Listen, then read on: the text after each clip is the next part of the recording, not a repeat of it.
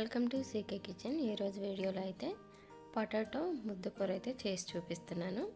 ఇది బంగాళాదుంప పోపు కర్రీ అంటారు. ఇది అన్నంలో కలుపుకోవడానికి చాలా బాగుంటుంది. ఇది చారుకి, పప్పు చారుకి, సాంబార్కి సైడ్ డిష్ లాగా అయితే చేసుకోవచ్చు. ముందుగా అయితే నేను 3 బంగాళాదుంపలు తీసుకున్నాను. కుక్కర్లో వేసుకొని 3 విజిల్స్ వచ్చేంత వరకు ఉడికించి ప్రెషర్ అంతా పోయిన తర్వాత ఈ విధంగా తీసుకొని ఒక ప్లేట్లో వేసుకున్నాను. ఇవి కట్ చేస్తే తొందరగా చల్లారుతాయి. వీటిని తొక్క తీసేసుకొని ఈ విధంగా మ్యాష్ చేసి పెట్టుకోవాలి. ఇప్పుడు స్టవ్ ఆన్ చేసుకొని ఒక పాన్ పెట్టేసుకొని దీనిలోకి ఈ కూరకి సరిపడగా నూనె అయితే వేసుకోవాలి. నేను ఇక్కడ 3 గరిటెలు వేసుకున్నాను. నూనె వేడైన తర్వాత ఒక హాఫ్ స్పూన్ ఆవాలు వేసుకొని అవి చిటపటలు ఆడిన తర్వాత హాఫ్ స్పూన్ జీలకర్ర వేసుకొని అది కాస్త వేగిన తర్వాత పోపు దినుసులు కూడా వేసేసుకోవాలి. ఇవన్నీ వేసుకున్న తర్వాత కరివేపాకు కూడా వేసుకొని అవి కాస్త వేగిన తర్వాత మీడియం సైజు ఉల్లిపాయలు 2 తీసుకొని ముక్కలుగా కట్ చేసుకొని వేసుకుంటున్నాను. ఇవి కూడా వేసుకొని కాస్త వేగనివ్వాలి. దీనిలోకి 3 పచ్చిమిర్చి వేసుకున్నాను.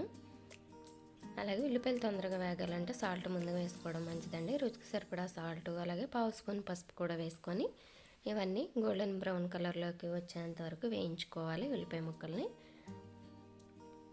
ఈ విధంగా మూత పెట్టడం వల్ల తొందరగా మగ్గుతాయి. ఉల్లిపాయ ముక్కలు చూడండి చక్కగా వేగిపోయినాయి కదా. మరొకసారి అంతా కలుపుకోవాలి. అడుగు పట్టకుండా చూసుకోండి. దీనిలోకి ఒక హాఫ్ స్పూన్ అల్లం వెల్లుల్లి పేస్ట్ అయితే వేసుకుంటున్నాను. ఇది వేసుకొని పచ్చివాసన పోయేంత వరకు వేయించుకోవాలి. పచ్చివాసన పోయిన తర్వాత దీనిలోకి 2 స్పూన్ల కారం అయితే వేసుకుంటున్నానండి. కారమైన పచ్చిమిర్చి అయినా మీరు తినేదాన్ని బట్టి అయితే అడ్జస్ట్ చేసుకోండి. కారం వేసుకున్న తర్వాత కారం వాసన కూడా పోయిన తర్వాత చూడండి నూనె అయితే ఈ విధంగా పైకి తేలుతుంది కదా. అప్పుడు మనం ముందుగా రెడీ చేసి పెట్టుకున్న బంగాళాదుంపని ఇందులో వేసేసుకోవాలి.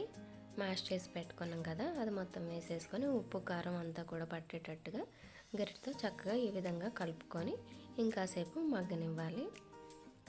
చూడండి చక్కగా మగ్గిపోయింది. ఇది ఎవరైనా ఈజీగా చక్కగా చేసేసుకోవచ్చండి సింపుల్గా. ఫైనల్గా దీనిలోకి అయితే కొత్తిమీర వేసుకొని అంతా కలుపుకొని కొత్తిమీర ఫ్లేవర్ కూడా దీనికి పట్టేటట్టుగా చక్కగా కలుపుకోవాలి. ఉప్పు ఇక్కడే చూసుకోండి. ఉప్పు సరిపోకపోతే ఈ స్టేజ్లో ఉప్పు కూడా యాడ్ చేసుకొని మరొకసారి కలుపుకుంటే సరిపోతుంది. చూసారా సింపుల్గా చేసుకునే రెసిపీ అండి.